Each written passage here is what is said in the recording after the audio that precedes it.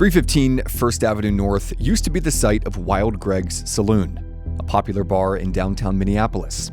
But as owner Greg Urban explains, when Governor Tim Walz shut it down during COVID, the bar never recovered. The bar and restaurant business is very tough to start with. Now you add on, 25% capacity, 50% capacity, mask mandates. It's pretty tough to drink a beer through a mask. I don't know if you've ever tried. It's pretty tough. We opened in March of 2019, and of course a year later, Governor Walz ordered all the bars, restaurants, and many small businesses in the city to close until middle of 2021. Figure it out, I guess, was the message. Anytime during the whole COVID period, you'd drive by a Walmart, a Home Depot, any place like that, the parking lot would be full. But all the small businesses were forced closed. So, what does that tell you? They had record years. We took in zero, but still had to pay rent, still had to pay utilities, still had to pay property taxes. No relief there. And it's like, are you supposed to pay with monopoly money? Yeah. The reality is Wisconsin was fully open just 30 miles away, and that's where people went. You couldn't find a parking spot in downtown Hudson, and it was all Minnesota license plates.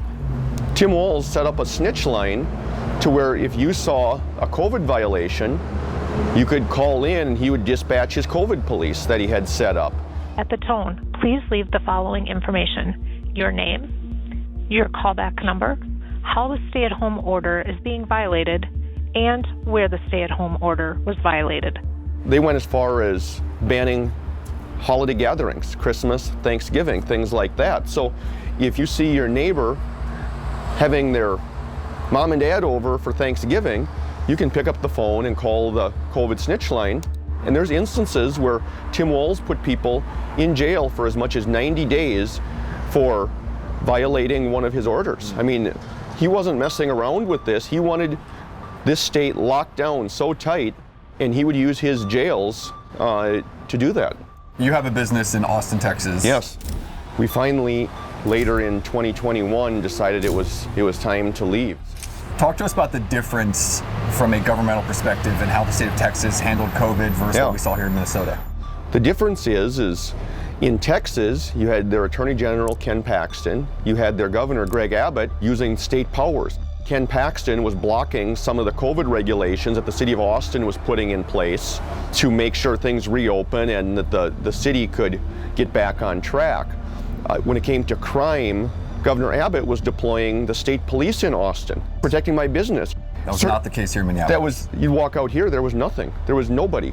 Big cities have crime, even the best ones. But you also have the perception of crime and the perception of safety.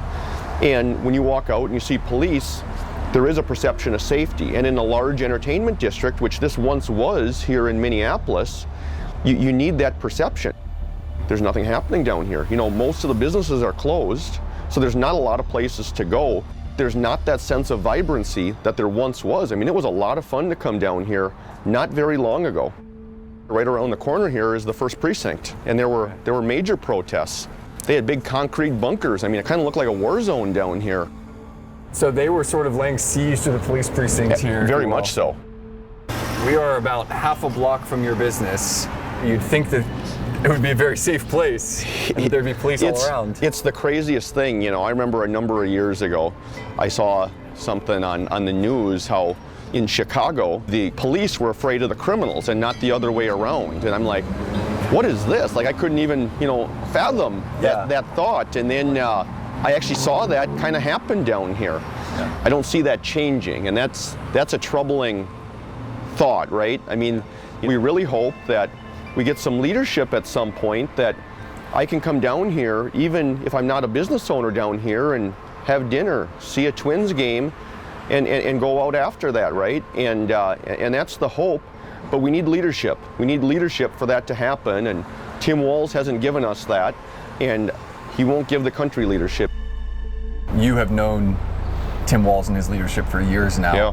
What do you want the country to know about Governor Walz? Well, I heard the comment the other day that Tim Walz is Gavin Newsom with less hair and wearing flannel. Now, the reality is I think Tim Walz is further left than Gavin Newsom. He's been an absolute disaster, obviously, for my closed business here. And I think he would be an absolute disaster as vice president of the country.